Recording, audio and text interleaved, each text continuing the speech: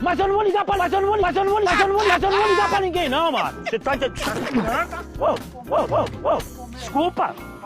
Desculpa, velho. A conta tá paga. Eu tô te falando que tá tudo lá na geladeira. As contas tudo paguinha, bonitinha. É bem Vocês vai lá bolado e essa corta. pegadinha.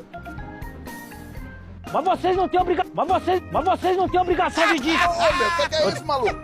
Tá ficando doido? Calma, meu. Eu tô discutindo com a Eletroposta. Os caras vão desligar minha luz.